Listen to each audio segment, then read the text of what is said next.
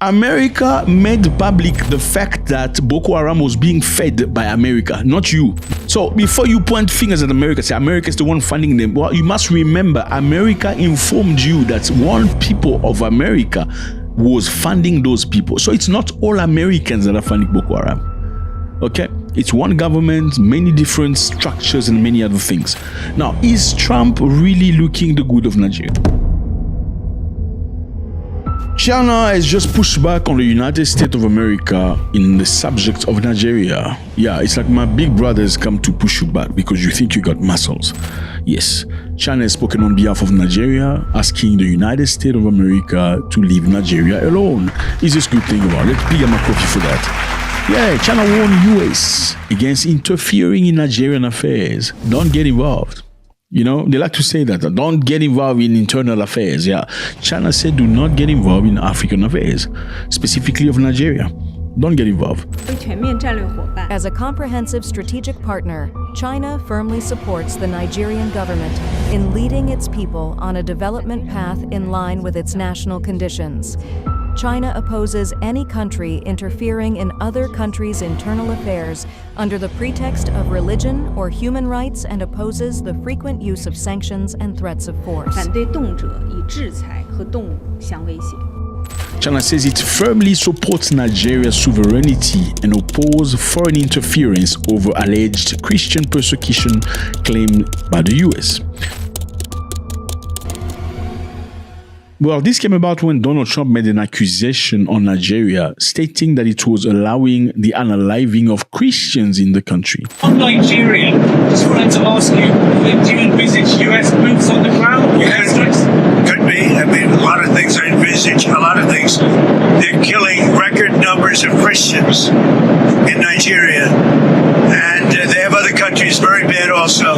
You know that part of the world very bad. They're killing the Christians and killing them in very large numbers. We're not going to allow that to happen. And the United States of America was ready to bring soldiers, aircraft, gun blazing to bombard Nigeria and save Christians. This is what Trump said. I'm going to read. If the Nigerian government continues to allow the killing of Christians, the US will immediately stop all assistance to Nigeria, because Nigeria gets a lot of assistance from America. It's begging. Yeah, Nigeria still begs from the US. Let's continue. And may well go into that now disgraced country. He called Nigeria disgraced country. That's disrespectful. Gun blazing to completely wipe out the Islamic terrorists who are committing these horrible atrocities, are hereby instructing our Department of War, okay, that's their ex-Department of Defense that they call Department of War, with the goal of scaring anybody out there. He says they must prepare for possible action against Nigeria, of course, if we attack. It will be fast, vicious, and sweet, just like the terrorist thug attack our cherished Christians. Warning to the Nigerian government. That's a direct warning to the president. I mean, when you say the Nigerian government, what are you talking about? When you say the American government, you're mostly talking about the president.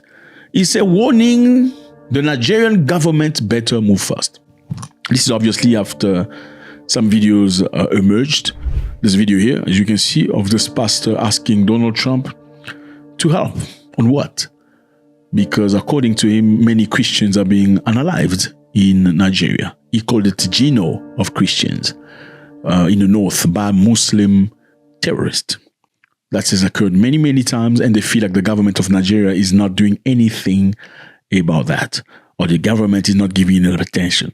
We are tired to be outside performing burial every day, and they expect us to silence. Now is an order. Nigerian government came out openly and denied there is no massacre, there is no genocide of Christians in Nigeria, and look at it today. Now, many theories have come across. Nigerians have rejected this claim. They say it's absolutely not true. It's not only Christians that are being unalived.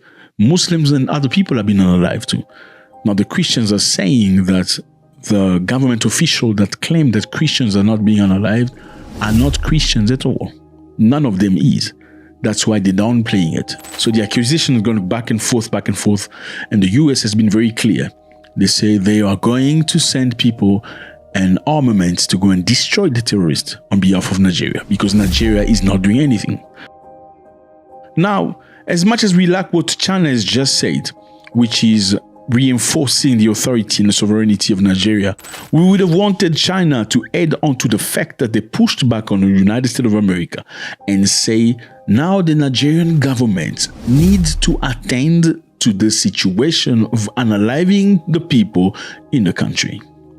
Because the bottom line is, whether there's Christians being unalived or not, or it's mixed races and mixed tribes and mixed religion, if you're not doing anything about it, you're not doing anything about it. If you are not trying to resolve issues in your house, it's going to be shameful when your child starts looking for the neighbors to come and find the solution to your house. It makes you look like a irresponsible father. When your child goes to the neighbor and asks for bread, it makes you look like an irresponsible father.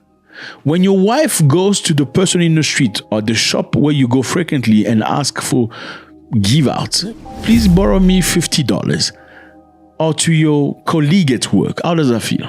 That's exactly how it feels. You can't push back, say, we have money. No, why did she ask you for money? No, you should go back home and speak to your wife and see whatever worries she has and have a discussion with her. So it's not her that's wrong necessarily, but even though we don't necessarily support your wife going to a third party asking for money to substantiate to problems back home, it is also your responsibility to make sure there's money available for your children. Aren't you the leader, the father of your house? You can't say, we have money here, you didn't ask me for money, I'll give you money when I want. No. You are not the only one who's hungry in the house. No, you don't say that. Even the child is hungry in the house. The child is not crying. You are the one crying. Why are you going to the neighbor asking for money? No, you don't say that. Why? What kind of a child are you? The kids are hungry. That's why they're crying. Okay? There are certain things you can't keep forever. Unfortunately, you cannot stay hungry forever. Eventually, you're going to do something about it. You're either going to go out, go try to find a job or whatever, do a service that is legal and honorable to make money, or you're going to go the other way around. You're going to sell yourself, you're going to steal and do things that I have to do down for you to eat. Okay? Hunger, you can't stop it. Pain, you can't stop pain. You can't pretend that somebody's in pain and just be okay. Everybody's in pain. It's not you. It's not just you. No, you need to attend to it eventually. We can understand how busy you are. You have many things to take care about and think about. But eventually, you need to use that. A lot of people say that America is trying to use this opportunity to move into Nigeria and steal what Nigeria has to offer. Nigeria has many minerals beside oil. They have lithium, they have cobalt, they have rare earth minerals that are necessary for the high-tech level technology that America, China, and Russia need in the world. And America is in a dire need of securing places where they can get this stuff for free. And Nigeria is one of those places. Now, is this really about the good that Nigeria has? It's a possibility. It's a possibility. Why are you shocked? Because this is what powerful countries do since the end of time. Okay, this is what powerful nations do. They go to other small nation, weak nation, disorganized nation and take everything they have and sometimes force them to be part of an empire. Now, what do you have to do? You have to prevent them from finding excuses that will justify their presence. It's as simple as that. You can't cry out loud, yeah, you're just trying to steal my stuff. But in the meantime, your children are sleeping hungry. Well, make sure your children don't go to the street. You can't say, no, everybody's hungry. Why are you the only one? Well, he's been hungry for 7 days. He's been asking. There's nothing. There's no fruit. You have no garden. What is he going to do? Is he going to die? Okay? It's great that the neighbor finally said to that big guy, don't come and take these children because you're supposed to be, what do you call that commission from the government that takes children away from their parents when they mismanage them? Yeah, that's America. Okay? And China is like your other side. The strong neighbor reached, said, don't get involved. You just went through something difficult. Well, you need to do something about your children. You need to treat your woman good so that things go well. Nigeria is a nice country. It has a lot of people. Nigeria has inspired Africans into a lot of things. Nigeria has been perceived by many people as a leading country. But however, it is not necessarily behaving like a leading country. People of Nigeria need to be looked after.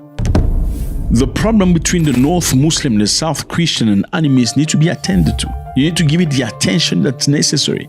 Now, some people are saying, well, the Boko Haram and people are being financed by America. Well, maybe, look, America is not two people. America government is hundreds of thousands of people. Well, the ideas of certain people is not necessarily the ideas of everybody.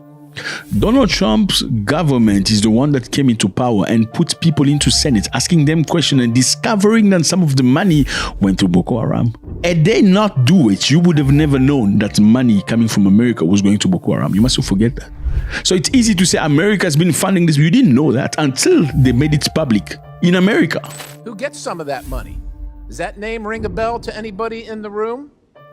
Because your money, $697 million annually, plus the shipments of cash funds madrasas, ISIS, Al-Qaeda, Boko Haram, ISIS Khorasan, terrorist training camps. That's what it's funding. America made public the fact that Boko Haram was being fed by America, not you. So before you point fingers at America, say America is the one funding them, well, you must remember America informed you that one people of America was funding those people. So it's not all Americans that are funding Boko Haram. Okay? It's one government, many different structures and many other things. Now, is Trump really looking the good of Nigeria? Well, I don't think so necessarily because, well, Trump doesn't really give a continent. Trump is about gains. Trump is about progression of America and interest. Okay, is he going to use this opportunity, whichever opportunity you give him, to enter your country and never come out? Absolutely. Let me know how you feel about this. It was a great pleasure. Again, China did really, really good. Lands, any country, every country, we're going to talk about it. Now, we are in New York, the United States of America.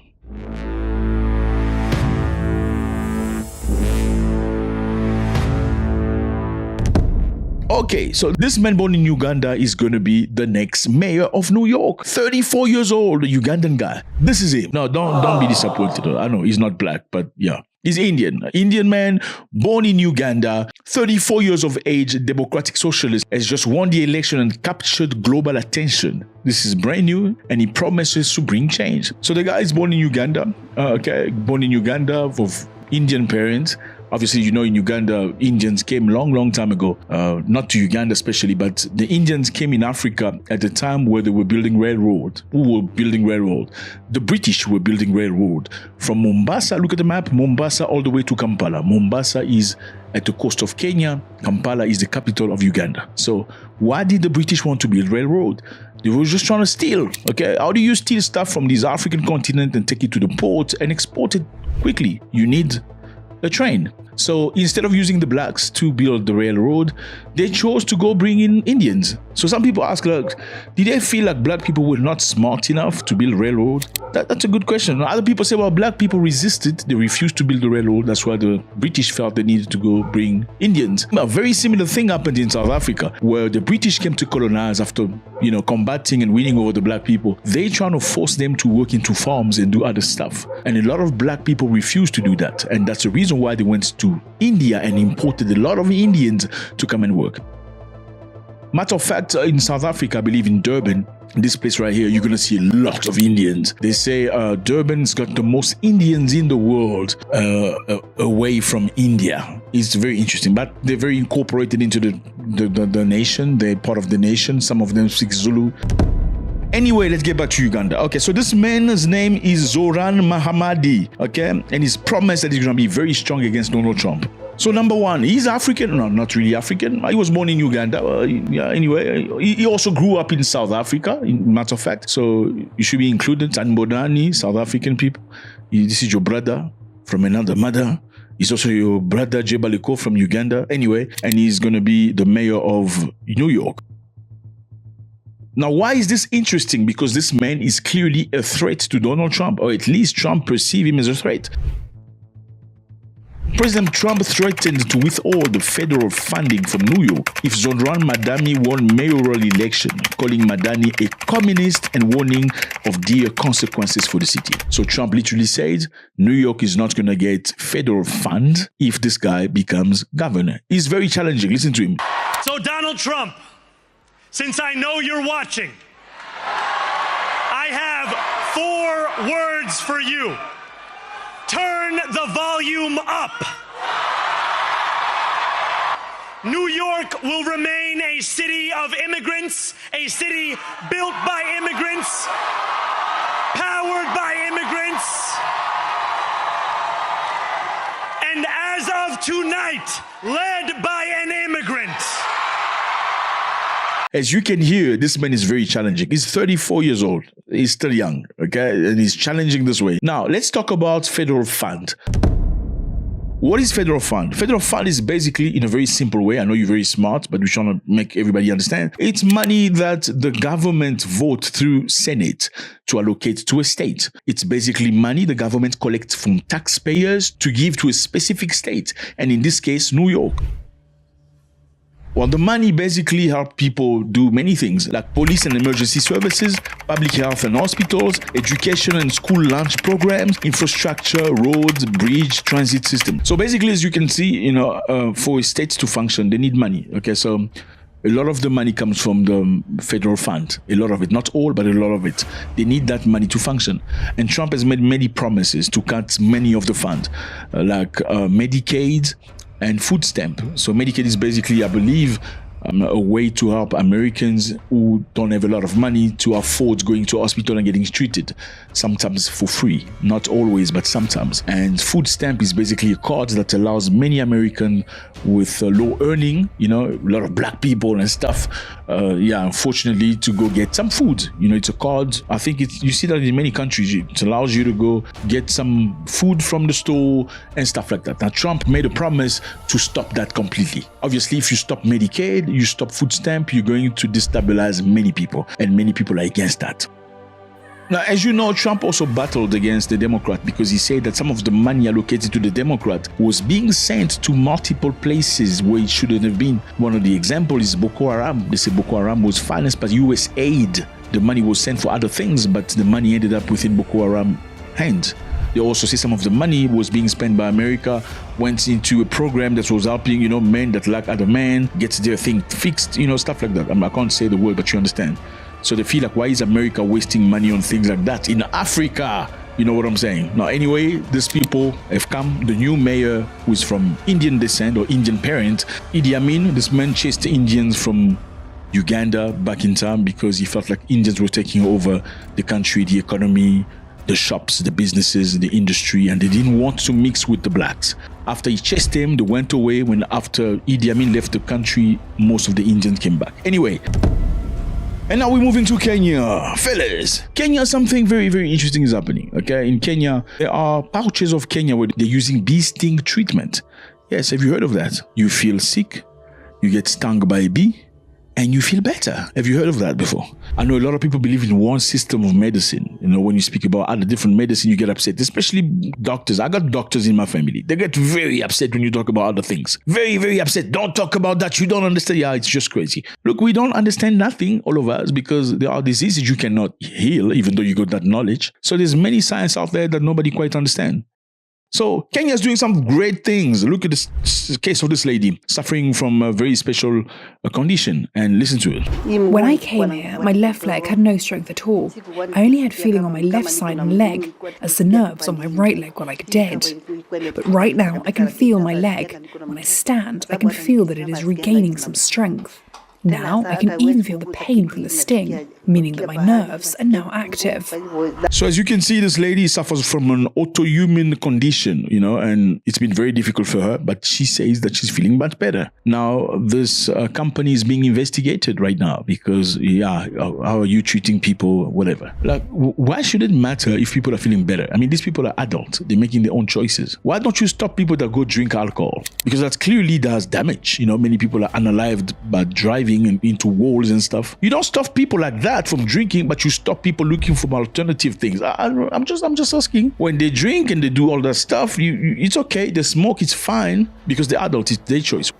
Now, what's been proven is that bee sting therapy does help from certain things which are officially recognized. These are the things that are officially recognized. If you suffer from joint pain, they believe that if a bee stings you, you'll feel much better. If you suffer from Parkinson's disease, early stages, a venom of a bee might improve motor function. Interesting. I got family members with that stuff. Maybe that's something I should consider. If you suffer from multiple sclerosis, you heard of that? That's a crazy disease. Okay, that's a crazy disease. I know a lot of people think the crazy disease is only the one with 3 letters, but there are multiple things that are very, very very difficult. They say bee venom treatment may help regulate immune response and reduce symptoms of multiple sclerosis. They're interesting. So do you think they should follow up with these people, put them in jail and perhaps close the shop, or allow people that are adults to continue getting treatment? I mean, the same way they do with cigarette and alcohol.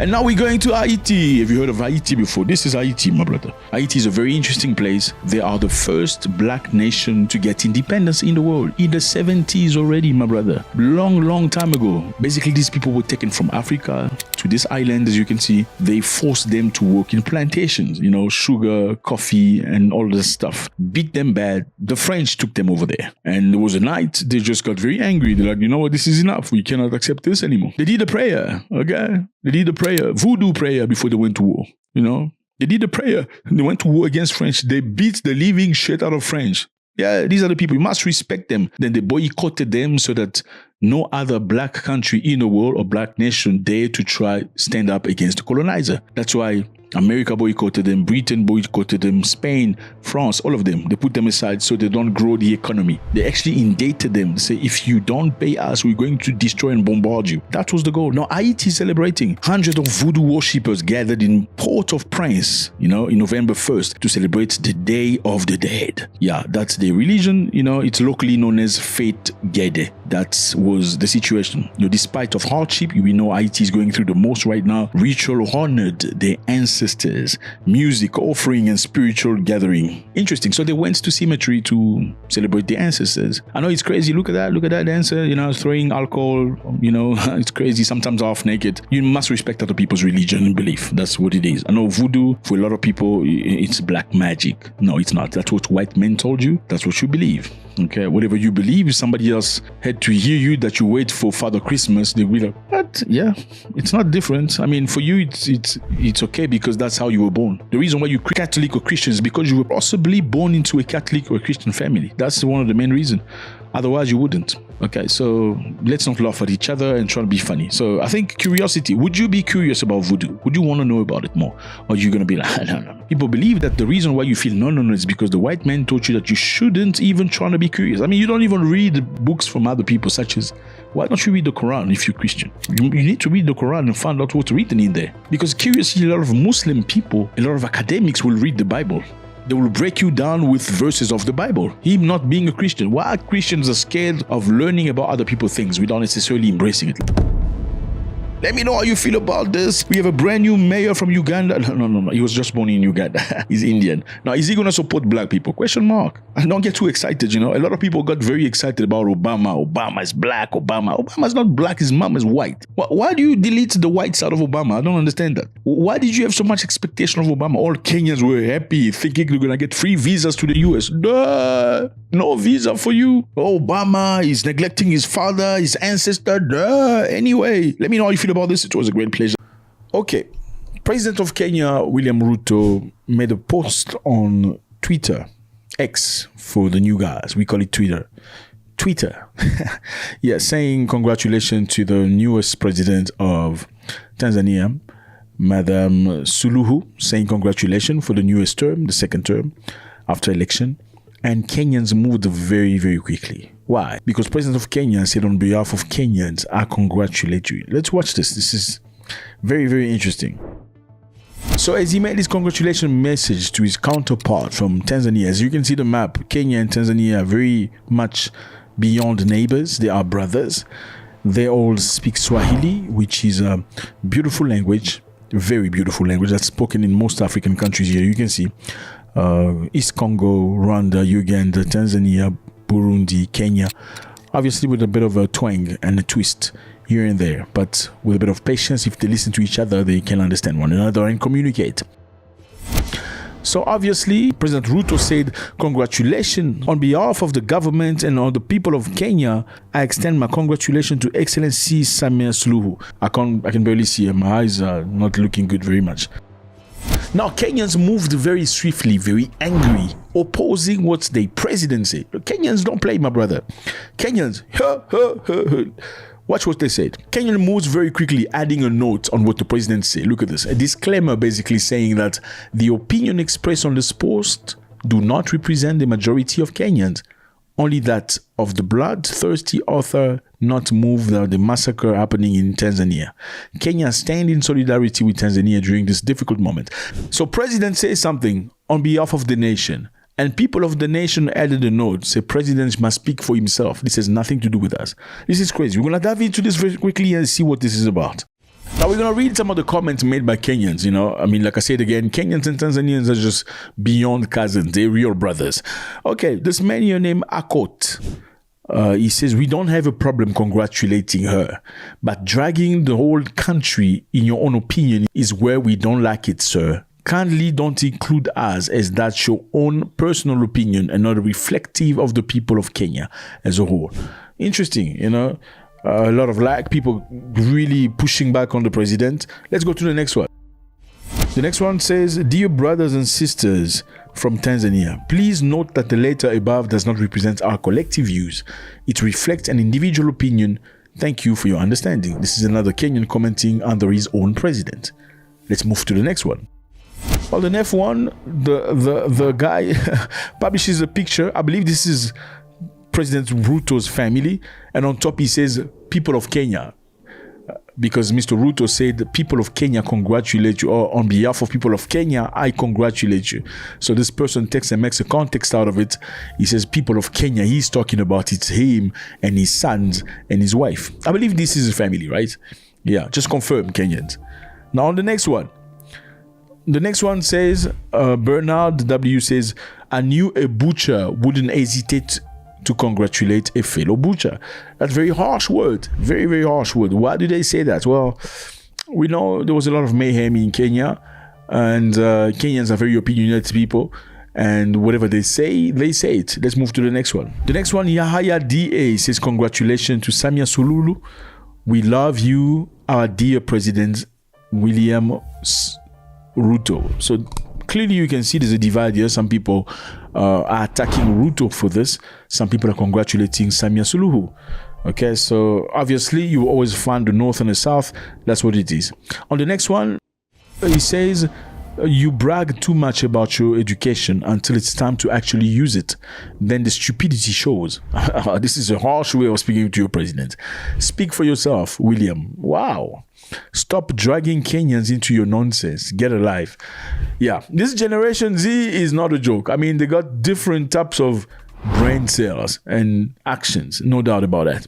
So for context, president, this lady right here, is newly elected president of Tanzania with 97, I believe, %. She won the election. 97% of people in Tanzania voted for her. That's what the ballot says officially. Well, there's a lot of opposition. People say it's absolutely not truth. Some people feel like the government did everything to bar opposition from representing themselves. Some of the decent and relevant opposition were thrown in jail as per the opposition, allowing Miss President to be the only person that's representative in this election. Now, there have been reports that a number of people were unalive in Tanzania. The opposition talks about 700 people, at least. The government talks about 3 people. So who is telling the truth? We don't know. Question mark. Question mark. There's another person that made a comment named Kenya J or something. He says, those who won the election with 98% victory in history have all been executed, killed by rebels, overthrown, incarcerated, or escaped to exile. Mr. Ruto, make no mistake, Kenya would not mirror Tanzania's manipulated election. You forfeited your legitimacy as a... Anyway, as you can see, Kenyans are very outspoken. You know, they don't sugarcoat. The bottom line is a lot of things, a lot of comments. You can go to William Ruto's Twitter account and read for yourself. I think it's very interesting. All we want for Africa is peace and honesty, transparency. We don't want the tendency where people have to suffer for that's not what we want. We want to see an Africa that grows. There's been report that the president of Tanzania is signed in as a president officially. Some people criticize her, saying that she was sworn in a barrack, okay, a military barrack, because they're sort of afraid of the people that are not happy. Now, is that truth? Well, we're trying to do some research about it. They say it's not a barrack. They say they did the swearing ceremony in a very guarded place, very secured place. It was held at a military parade ground in Dodoma. Now, military parade ground, is that a barrack? I'm not sure. What I see is military parade ground. Now, Question mark. It's not a barrack. While the venue had military presence and was under tight security, it was not a barrack. That's what they say. It was a formal parade ground used for official state ceremonies. Now, that's what it is. People also criticize her, saying that not many presidents came into attendance. Apparently, there was only the president of Somalia, of Burundi, and the president of Zambia. Now, in most cases in Africa, generally, when you become president and you're sworn into power, you get a lot of guests, a lot of presidents from many places. Now, on the picture, we only see these people. I'm not sure whether there's other pictures, but anyway, that's what it is. Now, before we finish, we need to talk about a story about Zambia, talking about the president of Zambia. This man right here, his name is Hichilema. Right? Hichilema sounds very Nigerian, right? Anyway, Africans are all tight. We all the same Africans. I know some of you hate it, but deal with it. Anyway, now let's talk about Zambia. In Zambia, a situation happened. If you want to talk about hatred, this is a very interesting story. This man right here, his name is Lungu, okay? President Lungu, former president of Zambia. And this man, Hichilema, was the current president of Zambia. Well, as you would imagine, in most cases in Africa, it's very rare to see two presidents, whilst one of them is former president, really get along. It's mayhem because, well, it seems like most African people just love power. Let's put it that way. However, the situation between these two is that Lungu, this man, passed away a while back.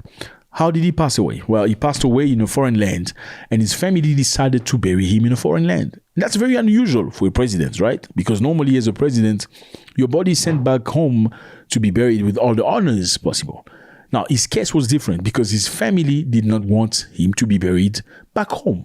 Why? Because he himself, Lungu, said he would never allow this man here, Hichilema, to stand in front of his dead body. He will never allow that. Why is that? You're probably asking yourself, that must be crazy. I mean, this is just politics. How come you get to this level? Because apparently people say that one of the reasons why Lungu lost his life is because Lungu was sick. And because he was sick, Hichilema, out of vengeance, like many people say, refused to make it easy for him to travel. Or in other words, his service, not the president directly, but his services made it difficult for the former president to travel abroad to get treated because he was very sick. I'm not sure which disease it was, but he had unfortunately to travel to a foreign land to get treated. Now you're asking why? Because, well, many African countries don't necessarily develop the infrastructure in a country when they become president. Many people in Africa become president, they promise the world to everybody, but once they become president, they don't do none of that. They enrich themselves and their family and relatives. Now, Zambia apparently did not have the institutions and the infrastructure to treat whatever disease that this man right here was suffering from. So he needed to travel somewhere else to a foreign land, foreign country to get treated appropriately. Now, people claim that services from this man, Hichilema, made it difficult for this man to travel abroad and get treated, and that could be one of the main reasons why he lost his life, or else he would have been alive now. And because of that situation, that specific moment, while he was still suffering, this former president said he will never allow, his family at least should not allow, that his body get buried next to this man here. Now, why would somebody do this? Because apparently this President Lungu was president before this president. And when he was president, he was driving with his motorcade, whilst Hichilema's car was in front of the motorcade and refused to give him space. Now, you know, when the president is driving with his cars, and 12 cars, everybody has to move to the side to allow the president to pass. Now, apparently, Hichilema, this man here on the picture, when he was not president, he was driving in front of the motorcade and refused to move to the side to allow the presidential motorcade to pass. He was stopped and arrested and thrown in jail for many months, I believe a year. And people say that because he was angry at that, that's the reason why he made things very difficult for this guy, Lungu, and therefore Lungu lost his life. Now, there was a battle in South Africa because the government of Zambia wanted the body back in the country because they had to bury him as a president, you know, or former president. You must give him the honors and stuff. Well, his family refused because they refused. And also some people talked about some spiritual stuff, you know, esoteric power. The newer president's gonna try to do some quick to do some sermon and some ushuada on his spirit. So then it was very difficult. You can see this lady's crying. That's a deep cry. That's profound hurt, saying this is when the judge said the body must return back to Zambia and be buried. She cried deep.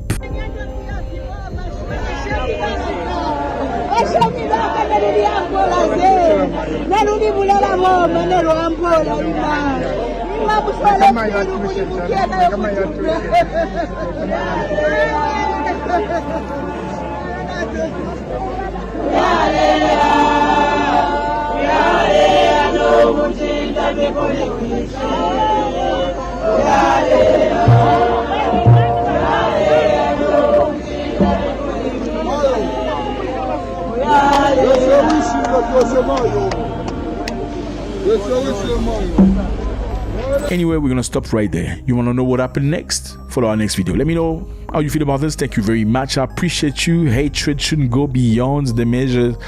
The South African government says it has received a distress call from 17 South African citizens stuck in Ukraine. But stuck how? Stuck fighting in a mercenary group. Crazy stuff. How did they get there? Who took them there?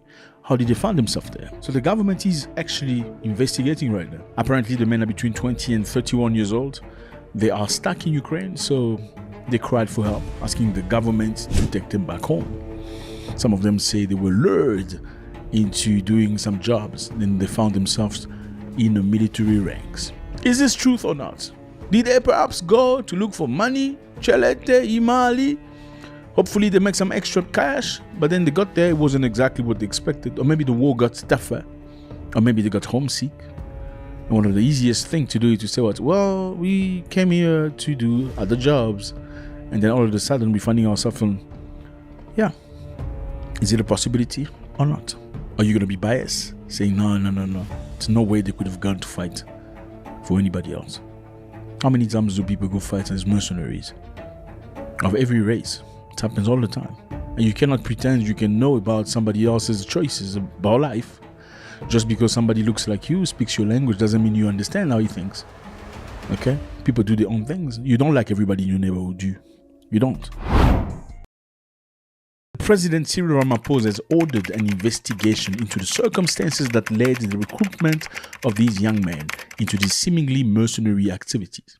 So the president, obviously, as a good father, has ordered an investigation so they can understand how did they get to become mercenaries.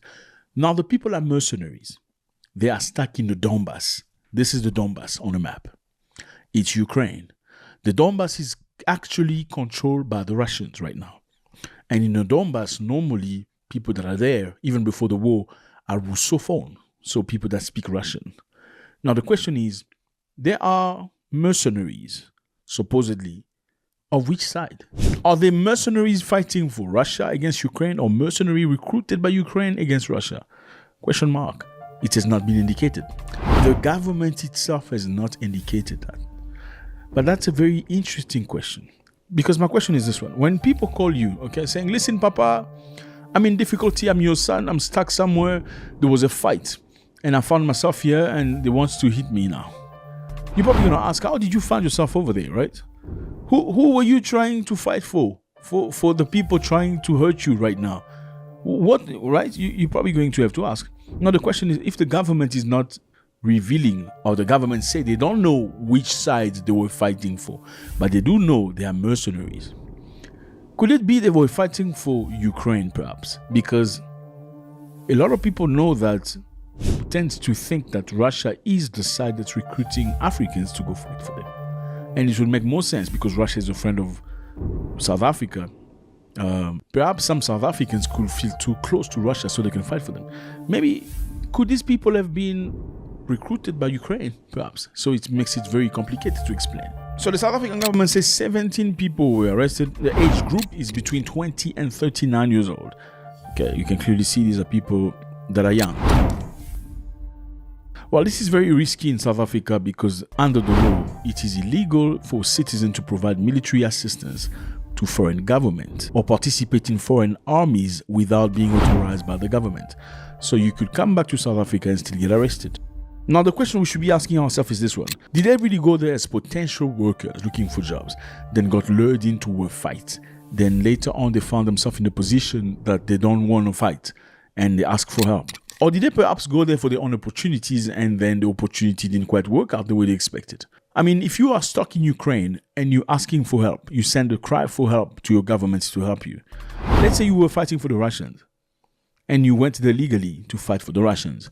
Why wouldn't the Russian return you? Because you've served your time, right? Could there have been a misunderstanding between the South Africans and the Russians? Because if I agree with you, I'm South African, and I say, okay, let's go. I'm going to fight for you. You're going to pay me. I go and fight. We know when we start the contract and when the contract ends. So by the time the contract ends legally, I am within my right of asking to return back home, right? So you should have the responsibility of taking me back to my country. Now, if I have to ask my government to take me out, it means something went south. It means either the Russians did not agree to let the South Africans go, therefore they had to find their own ways to inform their government so an investigation can be done, or you got tired and you said, okay, I'm not fighting anymore. I think this is not for me anymore. This is much longer than I expected. I actually want to go back home. That is if you went to fight. Now, if you went to Russia because you were lured into doing a job and you found yourself in the army, why wouldn't you say immediately that I went there for Russia to work, but all of a sudden I am fighting as a mercenary? Why do I say that? Because they've not told anybody which side they're fighting for. Because if you were recruited by Russia to go and do work, then you get to Russia and you can't find the work as a gardener, as whatever work you went for, and all of a sudden you find yourself at the front fighting against Ukrainians that you did not expect to fight ever in your life. How do you speak to your parents' country?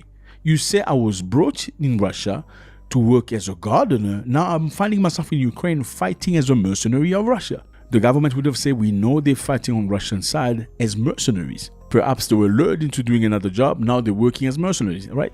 Because the story that's public needs a lot of investigation. Now, as you would know, if a story needs a lot of investigation before being published, it means it's got a lot of curved balls. Now, my question to you is this one. Do you think these people went there to work in telecommunication, in electronics, in gardening, in farming, then all of a sudden they were lured into going to Ukraine and fighting in the Donbass? They decided, 17 of them, to reach out to the country, say, listen, cry for help. We want to get out of here. But we are fighting as mercenaries, but we're not going to tell you which side we're fighting for because you need to take us out first. It doesn't make sense. Or maybe do you think the possibility is brothers went over there to try and make some money? You know, I mean, sometimes you need money. Sometimes you take decisions. You're an adult. Whether you want to be a mercenary for Singapore or Bangkok, that's up to you. Nobody can judge you. And nobody can say you would never do that because I'm not part of your family. So I don't know your mentality. Even if I were part of your family, I wouldn't know exactly what's happening in your brain. I mean, even twins don't understand each other necessarily. And sometimes they don't reflect the same behavior. So you taking a position as an African or as a South African, saying, no, they could have never gone there to go fight, would be absolutely absurd because you don't know these guys. You have no idea who they are. You don't even know the crazy people and unalive people in South Africa. Okay, like I said, could the other option be these brothers went to make some money and they say, let's fight this war and at some point we'll return home.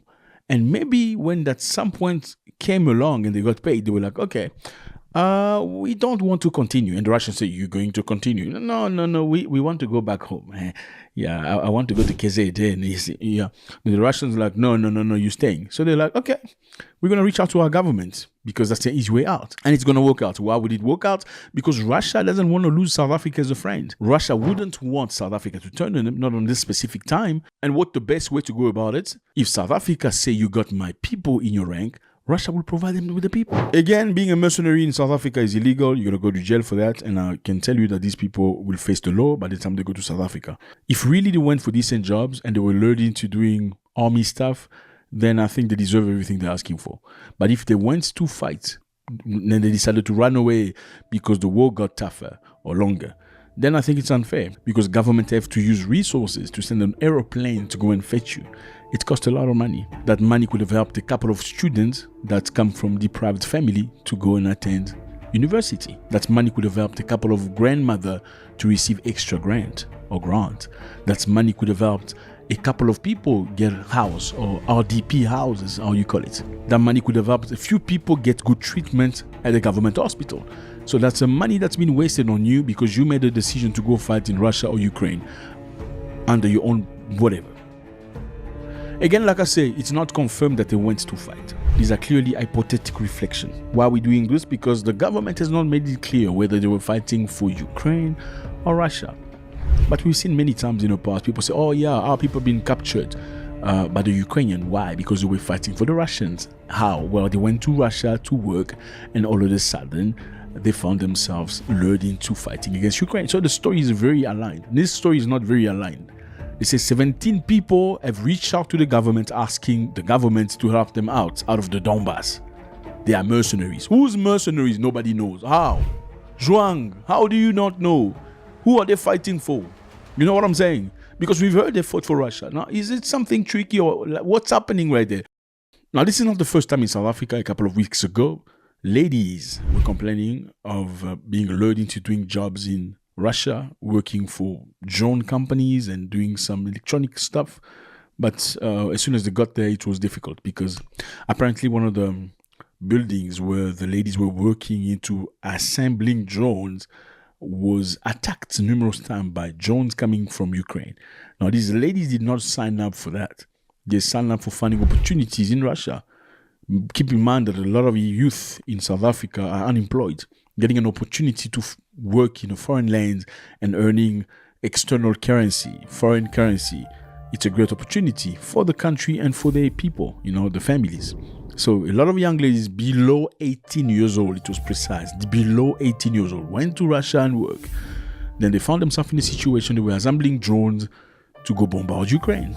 I mean, you may want to do a job in a foreign land, but just not some specific jobs, right? You may say, okay, I want to do work for you, but I don't want into anything that's related to armament or whatever. Now, these people were not given choices. And it was big havoc in South Africa at a specific time. Now, my question is, do you think these people went to Russia looking for jobs, then Russia sent them at war? Or do you think these people went to make some money, then, I mean, even if I was going to make money, listen, I want to come back home. The easiest way to say it is, I was lured into coming to this war. I mean, if you go fight Ukrainians and you're on the Russian side and they capture you, what are you going to say? I came here to fight you as mercenary? Absolutely not. You're going to say, I was lured into doing a job, but then they brought me here. Because that's the best way you're going to get out of there alive. Do you think a Ukrainian will be happy to see you, some black dude from Africa, coming to his country to fight him in the name of Russia because you like Russia and you like money? He's going to unalive you. The easiest way for you to get saved in that situation is for you to say, well, I didn't come here to fight. I came here to work. I don't even know the language. They made me sign stuff I don't even know. I'm just saying. So let me know how you feel about this. They say it again. They don't know which side they're fighting for, but they are mercenaries. It is confirmed they are mercenaries, but they don't know if they're fighting for Ukraine or Russia. Let me know how you feel. God bless.